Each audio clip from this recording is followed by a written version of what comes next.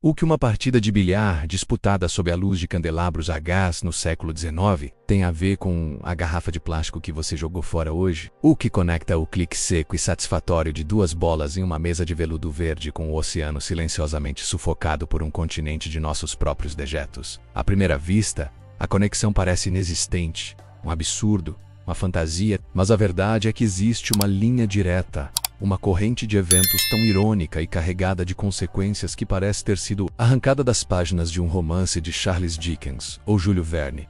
É uma linha que conecta a febre por um esporte de elite, a quase extinção de um dos animais mais majestosos do planeta, e o nascimento de um material que hoje define e ao mesmo tempo ameaça o nosso mundo. Esta não é apenas a história da invenção do plástico, é a história de como uma solução, celebrada em seu tempo como um milagre ecológico, se metamorfoseou em um dos maiores e mais persistentes problemas ambientais da humanidade. É uma narrativa sobre luxo e crise, sobre uma recompensa que valia uma fortuna e uma descoberta que, ao tentar salvar os elefantes, mudou o curso da história para sempre. E não apenas para melhor. Para entender essa jornada improvável, precisamos viajar no tempo. Feche os olhos e imagine o mundo em meados dos anos 1800. A era vitoriana. A revolução industrial está a todo vapor.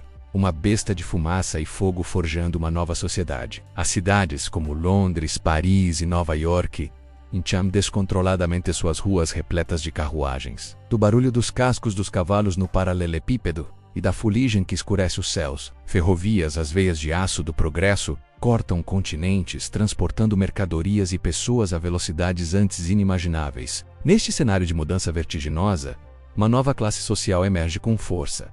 A burguesia, industriais, banqueiros e comerciantes com dinheiro para gastar e, pela primeira vez na história em grande escala, tempo livre para preencher. Eles buscam novas formas de lazer, de entretenimento e, acima de tudo, de distinção social. E o entretenimento da moda, o símbolo máximo de status nos salões de cavalheiros e clubes privados da América e da Europa, era o bilhar. O bilhar não era apenas um jogo, era um fenômeno cultural.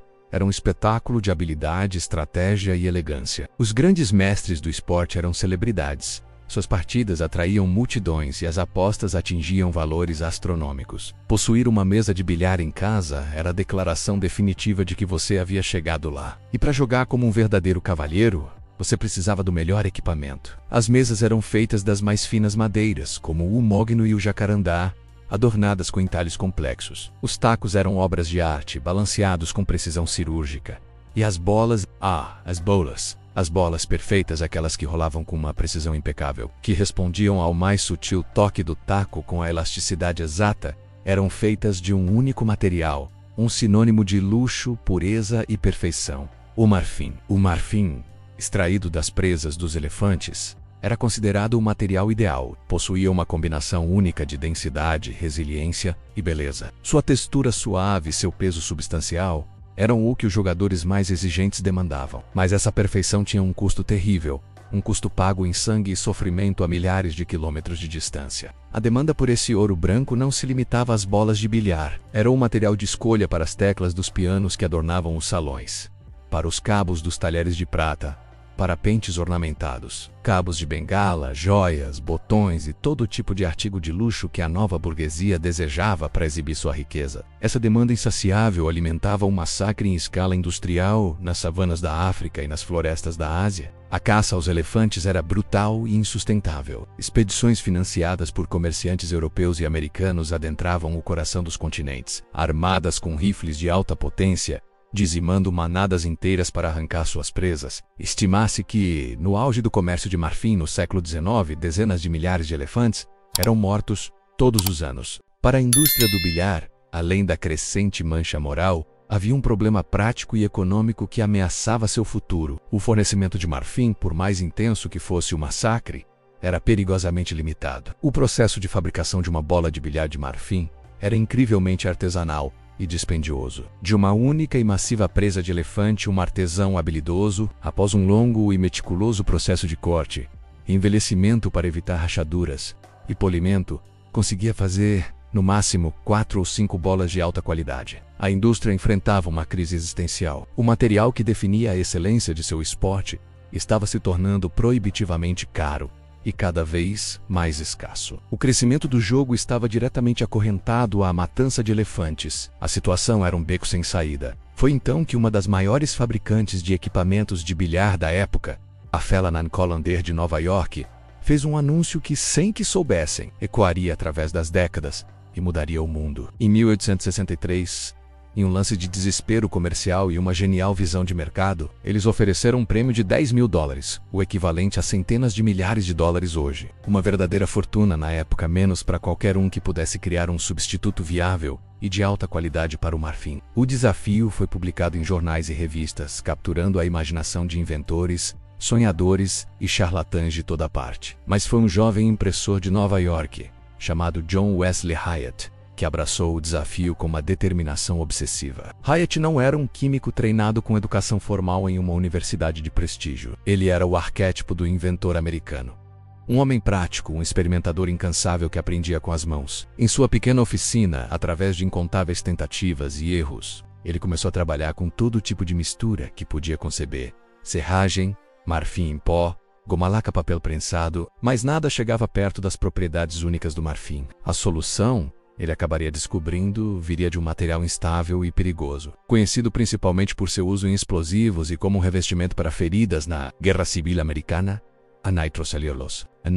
Uma substância criada ao tratar algodão ou polpa de madeira com uma mistura de ácido nítrico e sulfúrico, era também conhecida pelo seu nome mais popular e ameaçador, algodão pólvora. Era um material temperamental, propenso a pegar fogo ou explodir com um mínimo de provocação. Mas Hyatt viu nele um potencial que outros não viram. Depois de anos de trabalho árduo e dezenas de pequenas explosões em seu laboratório, Hyatt descobriu a fórmula mágica. O momento eureka veio quando ele adicionou um segundo ingrediente-chave, a cânfora, uma substância cerosa e de cheiro forte, extraída de uma árvore asiática. Ao misturar a nitrocelulose com a cânfora e um pouco de álcool, e submeter tudo isso a calor e pressão controlados, ele criou algo que o mundo nunca tinha visto antes. Era um material que podia ser amolecido pelo calor e moldado em qualquer formato imaginável, que então endurecia ao esfriar, mantendo sua nova forma. Era resistente, durável e, o mais importante para o desafio, podia ser tingido e polido para imitar perfeitamente a aparência, o peso e a sensação do marfim. Em 1869, ele patenteou sua criação,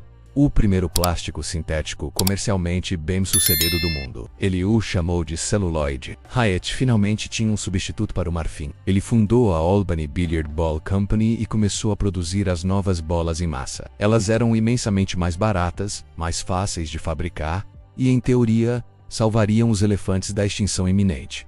Era a solução perfeita, mas havia um pequeno e bastante barulhento problema. O celuloide, como vimos, era feito do mesmo material base da pólvora.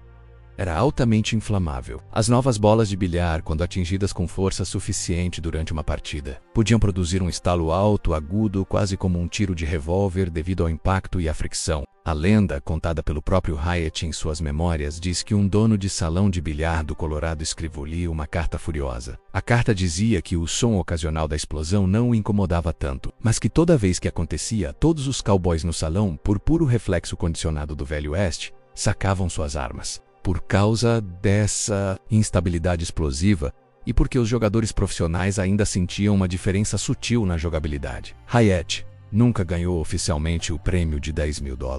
As bolas de celuloide não eram a substituição perfeita que a Felanan Colander buscava, mas ele havia criado algo infinitamente maior, algo que transcenderia o mundo do bilhar e redefiniria a própria matéria da vida moderna. O celuloide deu início à era do plástico. A invenção de Hyatt explodiu em popularidade, não nas mesas de bilhar, mas em todos os outros aspectos da vida cotidiana. De repente, objetos que antes eram artigos de luxo, restritos aos mais ricos e feitos de materiais naturais caros como marfim, casco de tartaruga ou coral, podiam ser produzidos em massa e vendidos a um preço acessível para a crescente classe média. Pentes, armações de óculos, teclas de piano, cabos do faca, dentaduras, colarinhos de camisa que podiam ser limpos com um pano úmido em vez de lavados, brinquedos, bonecas. A lista era infinita. Mas talvez a aplicação mais revolucionária tenha sido no campo da fotografia. A invenção de George Eastman, o filme fotográfico flexível em rolo, só foi possível graças ao celuloide, substituindo as pesadas e frágeis placas de vidro. Essa inovação não apenas tornou a fotografia acessível a todos com a câmera Kodak Brownie,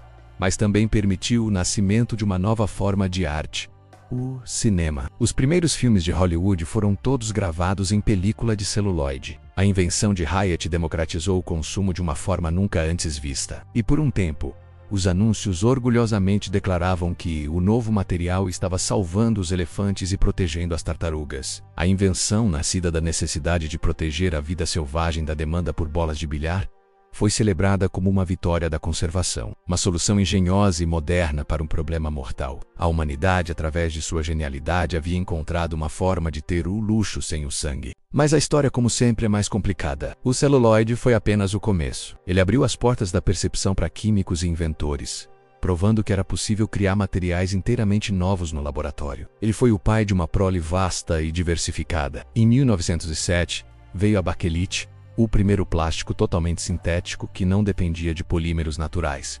Depois, o polietileno, o pressão venosa central, o nylon. A busca por substitutos de materiais naturais como a seda e a borracha, durante as duas guerras mundiais, acelerou essa indústria a um ritmo frenético. O plástico, que era leve, barato, durável e incrivelmente versátil, tornou-se um material estratégico essencial para tudo, de paraquedas e coletes à prova de balas a isolamento de cabos de radar e embalagens de alimentos. Após a Segunda Guerra Mundial, o mundo mudou novamente. As fábricas que produziram plástico para a guerra precisavam de um novo mercado, e o encontraram na vida doméstica. Entramos na era do viver descartável. A conveniência tornou-se a nova forma de luxo. O plástico permitiu uma cultura de usar e jogar fora, que antes era impensável. Era visto como um material milagroso, um símbolo de progresso, higiene e modernidade. As revistas dos anos 50 e 60 mostravam famílias felizes cercadas por produtos de plástico, celebrando a libertação das tarefas domésticas. Hoje, mais de um século e meio depois daquele desafio lançado por uma empresa de bilhar,